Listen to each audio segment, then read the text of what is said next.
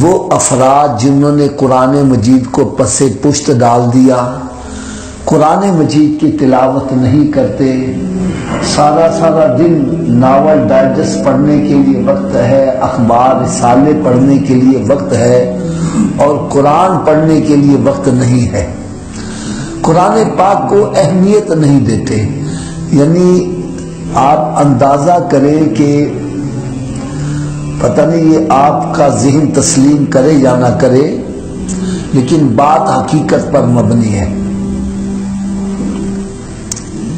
89 میں میں عمرے کرنے کے لیے گیا تو وہاں پر حج کی ترکیب بن گئی، تو ہم رمضان المبارک میں گئے تو پھر حج کر کے تو واپس آئے۔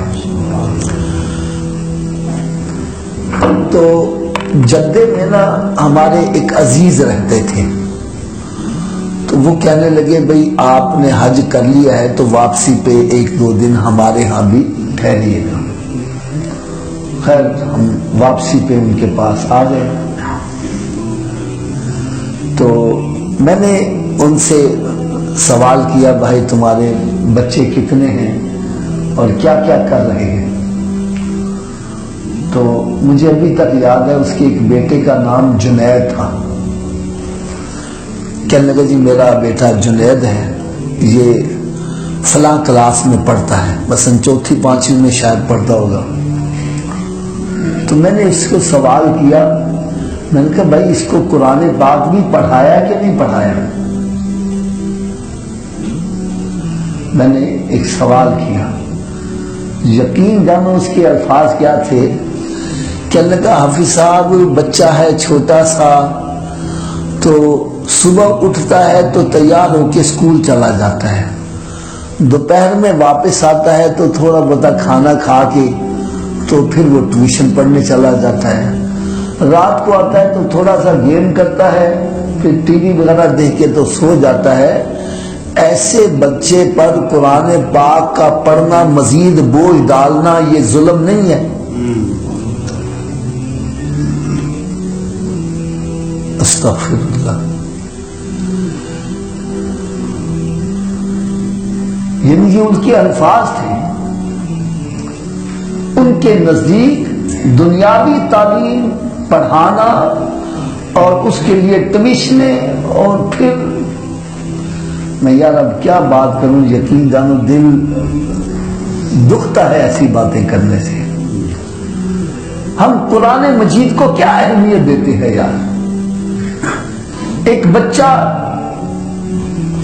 اس کو ٹیوٹر آتا ہے گھر پڑھانے کے لیے، انگلش پڑھاتا ہے، میتھ پڑھاتا ہے، اس کو کتنی فیس دیتے ہیں؟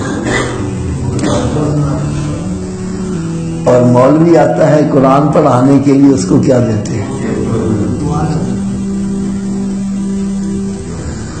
میری بات غلط ہے تو بھائی میری جھولی میں ڈالو۔ ہماری ہے، ہم نے قرآن مجید کو کیا اہمیت دی ہے یار؟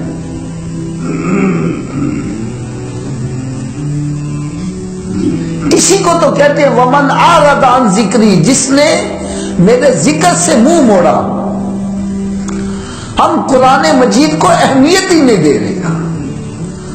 اور جی قرآن مجید ہمیں سمجھ نہیں لگتی، عربی زبان میں ہے، تو بھائی اپنی ایمانداری سے بتلاؤ۔ یہ جو کرکٹ کے شائقین ہیں، کرکٹ کے شائقین، یہ کمنٹری انگلش میں لگی ہو تو بیٹھے ہوئے سن رہے ہیں۔ ایک بڈھے سے بابا جی جناب وہ انگلش میں کمنٹری لگی، میں نے کہا بابا جی ہمیں سمجھ لگتی ہے آپ کو؟ وہ کہنے لگے جو چوکا چھکا لگتا نا، تھوڑا شور نا، میں نہیں پتا کچھ نہ کچھ لگ رہا ہے، تو میں بھی خوش ہو جاتا ہوں۔ جب شوق پیدا ہو جاتا ہے تو پھر کچھ نہ کچھ پلے پڑنا شروع ہو جاتا ہے۔ ارے قرآن مجید سے بھی شوق لگاؤ گے، اس سے محبت کرو گے تو یہ بھی سمجھ میں آنا شروع ہو جائے گا۔ ہم اس طرف توجہ ہی نہیں دے رہے ہیں۔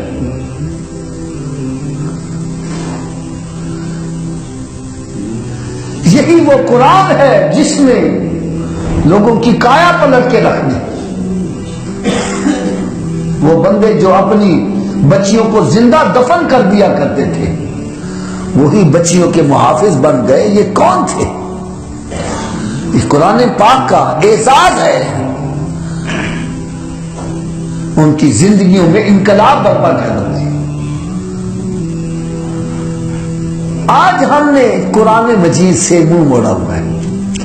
ناراض نہ ہونا میری بات سے، اپنے اپنے گھروں میں جا کر دیکھو، گھروں میں ذرا جائزہ لو، کتنے کتنے مہینے گزر گئے کسی نے قرآن کھول کے پڑھا ہے؟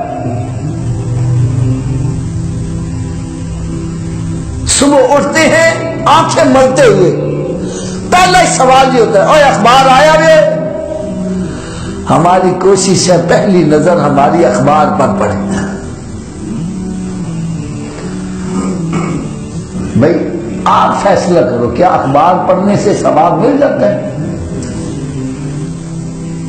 میں تو یہ کہا کرتا ہوں وہ بندہ جو تندرست ہے چاہتا ہے میں بیمار ہو جاؤں، صبح اٹھ کے اخبار پڑھا کرے، انشاءاللہ جلدی بیمار ہو جائے گا. اور جو بیمار ہو گیا ہے وہ چاہتا ہے میں تندرست ہو جاؤں، اس کو چاہیے صبح اٹھ کے قرآن پاک کی تلاوت کیا کرے.